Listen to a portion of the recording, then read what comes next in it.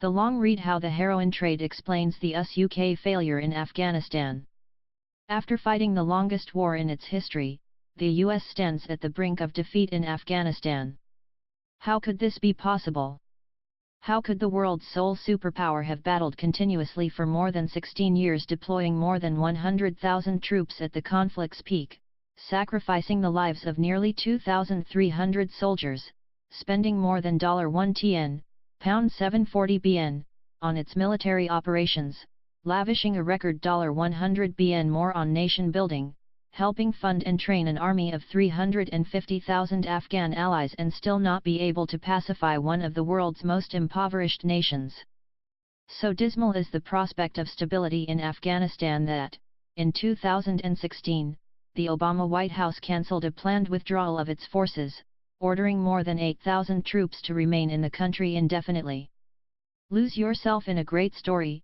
Sign up for the long read email. Read more. In the American failure lies a paradox. Washington's massive military juggernaut has been stopped in its steel tracks by a small pink flower, the opium poppy. Throughout its 3 decades in Afghanistan, Washington's military operations have succeeded only when they fit reasonably comfortably into Central Asia's illicit traffic in opium, and suffered when they failed to complement it. It was during the Cold War that the US first intervened in Afghanistan, backing Muslim militants who were fighting to expel the Soviet Red Army. In December 1979, the Soviets occupied Kabul in order to shore up their failing client regime.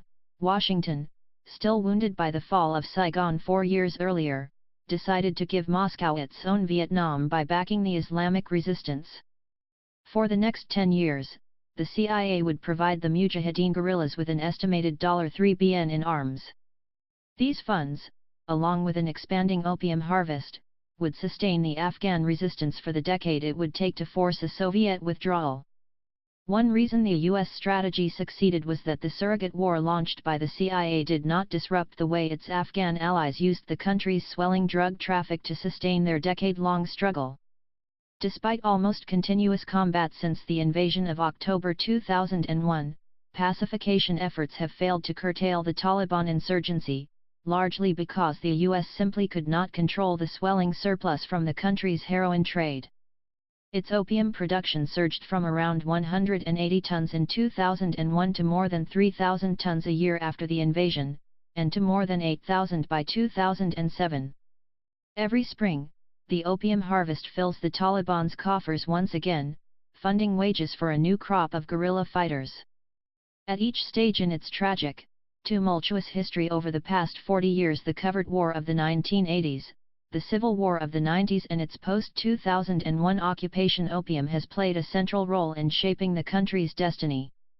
In one of history's bitter ironies, Afghanistan's unique ecology converged with American military technology to transform this remote, landlocked nation into the world's first true narco-state, a country where illicit drugs dominate the economy, define political choices, and determine the fate of foreign interventions.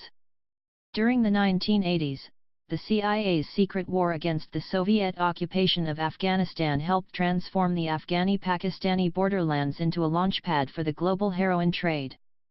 In the tribal area, the U.S. State Department reported in 1986, "There is no police force. There are no courts. There is no taxation. No weapon is illegal. Hashish and opium are often on display." By then, the process of guerrilla mobilization to fight the Soviet occupation was long underway. Instead of forming its own coalition of resistance leaders, the CIA had relied on Pakistan's powerful Inter-Services Intelligence Agency, ISI, and its Afghan clients, who soon became key players in the burgeoning cross-border opium traffic. The CIA looked the other way while Afghanistan's opium production grew from about 100 tons annually in the 1970s to 2,000 tons by 1991. In 1979 and 1980, just as the CIA effort was beginning to ramp up, a network of heroin laboratories opened along the Afghan-Pakistan frontier.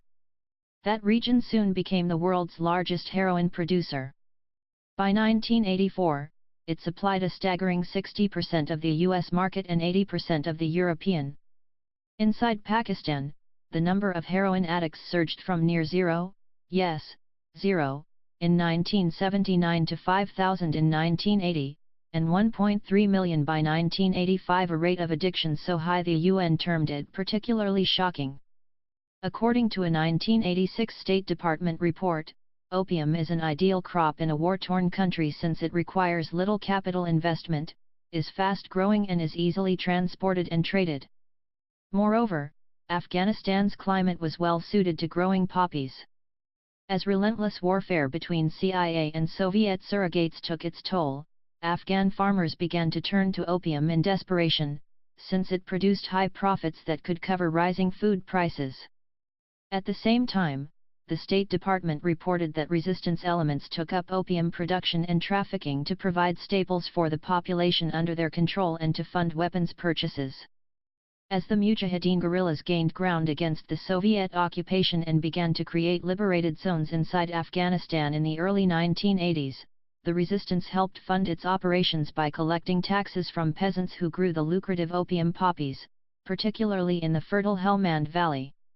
Caravans carrying CIA arms into that region for the resistance often returned to Pakistan loaded down with opium sometimes, reported the New York Times, with the assent of Pakistani or American intelligence officers who supported the resistance. Charles Cogan, a former director of the CIA's Afghan operation, later spoke frankly about the agency's choices. "Our main mission was to do as much damage as possible to the Soviets," he told an interviewer in 1995. "We didn't really have the resources or the time to devote to an investigation of the drug trade. I don't think that we need to apologize for this. There was fallout in terms of drugs, yes. But the main objective was accomplished. The Soviets left Afghanistan.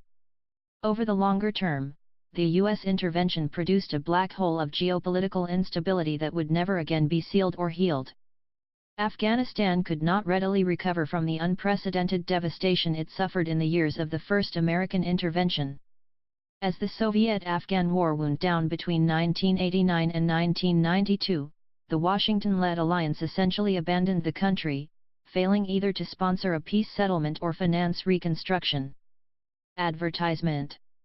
While Washington turned away from Afghanistan to other foreign policy hotspots in Africa and the Persian Gulf, a vicious civil war broke out in a country that had already suffered, between 1979 and 1989, some 1.5 million dead, about 10% of the country's population. During the years of civil strife among the many well-armed warlords the CIA had left primed to fight for power, Afghan farmers raised the only crop that ensured instant profits, the opium poppy. Having multiplied 20-fold during the covert war era of the 1980s, the opium harvest would more than double again during the Civil War of the 1990s. In this period of turmoil, opium's ascent is best understood as a response to severe damage from 2 decades of destructive warfare. With the return of some 3 million refugees to a war-ravaged land, the opium fields were an employment godsend, requiring 9 times as many laborers to cultivate as wheat, the country's traditional staple. In addition, only opium merchants were capable of accumulating capital rapidly enough to be able to provide poor poppy farmers with much-needed cash advances, which often provided more than half their annual income. That credit would prove critical to the survival of many impoverished villagers. In the Civil War's first phase, from 1992 to 1994, ruthless local warlords combined arms and opium in a countrywide struggle for power. Later, Pakistan threw its backing behind a newly arisen Pashtun force, the Taliban. After seizing Kabul in 1996 and taking control of much of the country, the Taliban regime encouraged local opium cultivation, offering government protection to the export trade and collecting much-needed taxes on both the opium harvested and the heroin manufactured. UN opium surveys showed that, during the Taliban's first 3 years in power, Afghanistan's opium crop accounted for 75% of world production. In July 2000, however, as a devastating drought entered its second year and hunger spread across Afghanistan, the Taliban government suddenly ordered a ban on all opium cultivation, in an apparent appeal for international acceptance. A subsequent UN crop survey of 10,030 villages found that this prohibition had reduced the harvest by 94%. 3 months later, in September 2000, the Taliban sent a delegation to UN headquarters in New York to trade upon the country's continuing drug prohibition in a bid for diplomatic recognition. Instead, the UN imposed new sanctions on the regime for protecting Osama bin Laden. The US, on the other hand, actually rewarded the Taliban with $43 million in humanitarian aid, even as it seconded UN criticism over bin Laden. Announcing this aid in May 2001, Secretary of State Colin Powell praised the ban on poppy cultivation, a decision by the Taliban that we welcome, but still urged the regime to end their support for terrorism, their violation of internationally recognized human rights standards, especially their treatment of women and girls. After largely ignoring Afghanistan for a decade, Washington rediscovered the country in the aftermath of the 9/11 terrorist attacks. In October 2001, the US began bombing the country, and then, with the support of British forces, launched an invasion spearheaded by local warlords. The Taliban regime collapsed with a speed that surprised many government officials. In retrospect, it seems likely that its opium prohibition was a crucial factor. To an extent not generally appreciated, Afghanistan had, for 2 full decades, devoted a growing share of its resources, capital, land, water, and labor to the production of opium and heroin. By the time the Taliban banned cultivation, its agriculture had become little more than an opium monocrop. The drug trade accounted for most of its tax revenues, much of its export income, and a significant share of its employment. The Taliban's sudden opium eradication proved to be an act of economic suicide that brought an already weakened society to the brink of collapse. A 2001 UN survey found that the ban had resulted in a severe loss of income for an estimated 3.3 million people, about 15% of the population. In this context, it became, according to the UN, easier for Western military forces to persuade rural elites and the population to rebel against the regime. Advertisement. In little more than a month, the lethal US bombing campaign, combined with ground attacks by its warlord allies, smashed the Taliban's weakened defenses. But the longer-term US strategy would plant the seeds, quite literally, for the Taliban's surprising revival just 4 years later.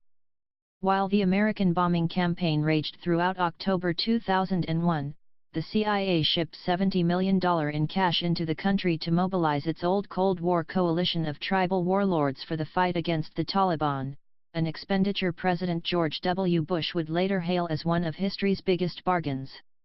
To capture Kabul and other key cities, the CIA put its money behind the leaders of the Northern Alliance, an ethnic Tajik force that had fought the Soviets in the 1980s and then resisted the Taliban government in the 1990s. They, in turn, had long dominated the drug traffic in the area of northeast Afghanistan that they controlled during the Taliban years. The CIA also turned to a group of rising Pashtun warlords along the Pakistan border who had been active as drug smugglers in the southeastern part of the country. As a result, when the Taliban collapsed, the groundwork had already been laid for the resumption of opium cultivation and the drug trade on a major scale. Once Kabul and the provincial capitals were taken, the CIA quickly ceded operational control to Allied military forces and civilian officials. In the years to come, those forces' inept drug suppression programs would cede the heroin traffic's growing profits first to the warlords and, in later years, largely to Taliban guerrillas. In a development without historical precedent, illicit drugs would be responsible for 62% of the country's 2003 gross domestic product, GDP. But for the first few years of the occupation, according to a 2007 New York Times report, Defense Secretary Donald Rumsfeld reportedly dismissed growing signs that drug money was being funneled to the Taliban, while the CIA and the military turned a blind eye to drug-related activities by prominent warlords. In late 2004, after nearly 2 years of outsourcing opium control to its British allies and police training to the Germans, the White House was suddenly confronted with troubling CIA intelligence suggesting that the escalating drug trade was fueling a revival of the Taliban. Backed by George W. Bush, Secretary of State Colin Powell then urged a forceful counter-narcotics strategy for parts of rural Afghanistan, including the same kind of aggressive aerial defoliation then being used against Colombia's illicit coca crop. But the U.S. ambassador to Afghanistan, Zalmay Khalilzad, resisted this approach, seconded by his local ally Ashraf Ghani, then the country's finance minister, and, since 2014, its president, who warned that such an eradication program would mean widespread impoverishment in the country, without $20 billion in foreign aid to create a genuine alternative livelihood. As a compromise, Washington came to rely on private contractors such as DynCorp to train Afghan teams to eradicate drugs. By 2005, however, that effort had, according to New York Times correspondent Carlotta Gall, already become something of a joke. By 2007, the UN's Afghanistan Opium Survey found that the country's then record opium harvest of approximately 8,200 tons provided 93% of the world's illicit heroin supply. Significantly, the UN stated that Taliban guerrillas have started to extract from the drug economy resources for arms, logistics, and militia pay. In 2008, the rebels reportedly collected $425 million in taxes levied on the opium traffic, and with every harvest they made enough funds to recruit a new crop of young fighters from the villages. Each of those prospective guerrillas could count on monthly payments of $300 far above the wages they would have made as agricultural laborers. To contain the spreading insurgency, Washington decided to commit 40,000 more U.S. combat troops to Afghanistan in mid-2008, raising Allied forces to 70,000. Recognizing the crucial role of opium revenues in Taliban recruitment, the Allied command was also fielding specialist teams that used development aid to encourage drug suppression efforts in poppy-rich provinces. It was a fortuitous moment. That record harvest in 2007 had created an opium surplus that depressed prices, while simultaneous food shortages made wheat a competitive crop. As farmers used foreign aid to plant food crops in key areas of Helmand and Nangarhar provinces, the country's poppy cultivation slipped from a record 200,000 hectares, 494,000 acres, in 2007 to just 123,000 2 years later, still sufficient, however, to sustain the Taliban. Meanwhile, inept and heavy-handed attempts to suppress the drug trade only ended up increasing opposition to the U.S. and its allies. By 2009, the guerrillas were expanding so rapidly that the new Obama administration opted for a surge of U.S. troop strength to 102,000 in a bid to cripple the Taliban.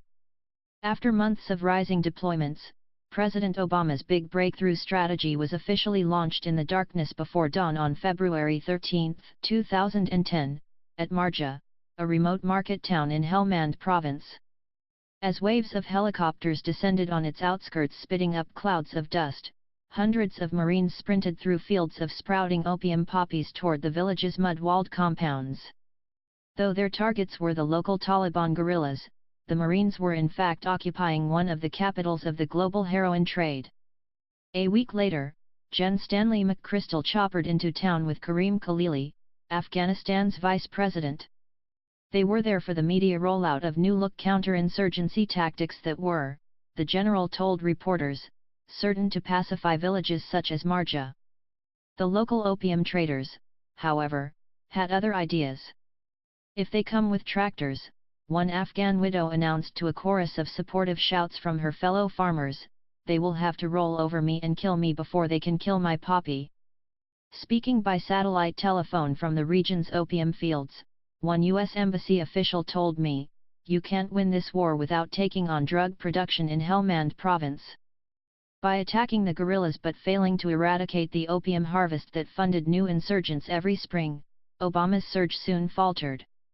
Amid the rapid drawdown of Allied forces to meet Obama's politically determined deadline of December 2014 for ending all combat operations, a marked reduction in air operations allowed the Taliban to launch mass formation offensives, which killed record numbers of Afghan army troops and police.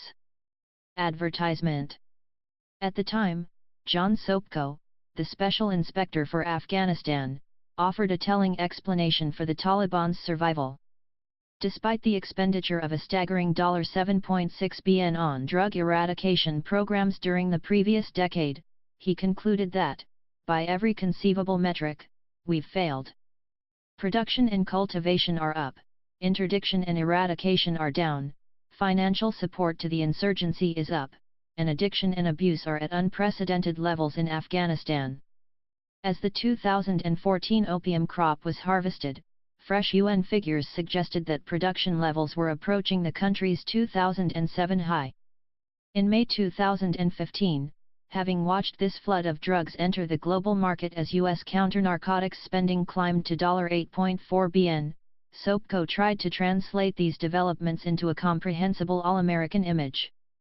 Afghanistan, he said, has roughly 500,000 acres, or about 780 square miles, devoted to growing opium poppy. That's equivalent to more than 400,000 U.S. football fields including the end zones.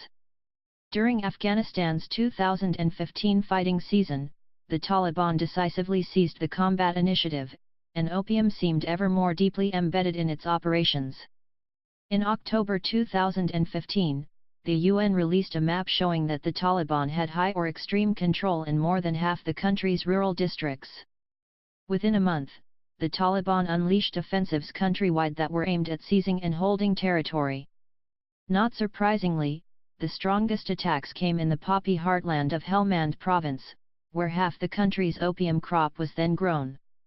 In 2016, 15 years after Afghanistan was liberated, and in a significant reversal of the Obama administration's drawdown policies, Washington launched a mini-surge by hundreds of new U.S. troops into Helmand province to deny insurgents the economic prize of the world's most productive poppy fields. Despite support from U.S. air power and 700 Special Operations troops, in February and March 2016 embattled Afghan government forces retreated from 2 more districts, leaving the Taliban largely in control of 10 of the province's 14 districts. With its forces demoralized and the Taliban fielding aggressive fighters equipped with night vision and sophisticated weapons, U.S. airstrikes became the Afghan government's last, tenuous line of defense. And in a tacit admission of failure, the Obama administration ended its planned withdrawal in June 2016, allowing U.S. forces to move beyond advising and rejoin actual combat, and announcing, a month later, that 8,400 troops would remain there for the foreseeable future. In Helmand and other strategic provinces, the Afghan army seemed to be losing a war that was now driven in ways that eluded most observers by a battle for control of the country's opium profits. In Helmand province, both Taliban rebels and provincial officials are locked in a struggle for control of the lucrative drug traffic. Afghan government officials have become directly involved in the opium trade, The New York Times reported in February 2016. In so doing, they expanded their competition with the Taliban into a struggle for control of the drug traffic, while imposing a tax on farmers practically identical to the one the Taliban uses. In a process that implicated virtually the entire government, provincial officials then passed a portion of their illicit profits up the chain, all the way to officials in Kabul, ensuring that the local authorities maintain support from higher UPS and keeping the opium growing. Advertisement. Simultaneously, a UN Security Council investigation found that the Taliban had systematically tapped into the supply chain at each stage of the narcotics trade, collecting a 10% tax on opium cultivation in Helmand, fighting for control of heroin laboratories and acting as the major guarantors for the trafficking of raw opium and heroin out of Afghanistan. No longer simply taxing the traffic, the Taliban was so deeply and directly involved that, according to the New York Times, it has become difficult to distinguish the group from a dedicated drug cartel. These dismal trends persisted throughout 2017, as the Afghan opium harvest nearly doubled to 9,000 tons, well above the previous peak of 8,200 tons in 2007. Inside Wardern Helmand province, the poppy area increased by 79% to 144,000 hectares, representing 44% of the country's total crop. In November, convinced that opium is providing 60% of the Taliban's funds for wages and weapons, the U.S. command emboldened and expanded by Donald Trump's decision to win the Afghan war dispatched, for the first time ever, F-22 fighters and B-52 bombers to destroy 10 of the Taliban's heroin laboratories in Helmand, a small share of the country's 500 drug refineries. For the foreseeable future, opium will likely remain entangled in the rural economy, the Taliban insurgency, and government corruption whose sum is the Afghan conundrum. The failure of America's intervention in Afghanistan offers broader insight into the limits to its global power. The persistence of both opium cultivation and the Taliban insurgency suggest the degree to which the policies that Washington has imposed upon Afghanistan since 2001 have reached a dead end. For most people worldwide, economic activity, the production and exchange of goods, is the prime point of contact with their government. When, however, a country's most significant commodity is illegal, then political loyalties naturally shift to the economic networks that move that product safely and secretly from fields to foreign markets, providing protection, finance, and employment at every stage. The narcotics trade poisons the Afghan financial sector and fuels a growing illicit economy, John Sopko explained in 2014. This, in turn, undermines the Afghan state's legitimacy by stoking corruption, nourishing criminal networks and providing significant financial support to the Taliban and other insurgent groups. The fortune teller of Kabul. Read more. After 16 years of continuous warfare, Washington is faced with the same choice it had back in 2010, when Obama's generals airlifted those Marines into Marja. Just as it has been over the past decade and a half, the U.S. can remain trapped in the same endless cycle. As snow melts from the mountain slopes and poppy plants rise from the soil every spring, there will be a new batch of teenage recruits from impoverished villages ready to fight for the rebel cause. Even for this troubled land and its dauntingly complex policy problem, however, there are alternatives. Investing even a small portion of all that misspent military funding in the country's agriculture can produce more economic options for the millions of farmers who depend upon the opium crop for employment. Ruined orchards could be rebuilt, ravaged flocks repopulated, wasted seed stocks regrown and wrecked snow-melt irrigation systems which once sustained a diverse agriculture before these decades of war repaired. If the international community continues to nudge the country's dependence on illicit opium downward through sustained rural development, then maybe Afghanistan will cease to be the planet's leading narco-state and just maybe the annual cycle of violence could at long last be broken.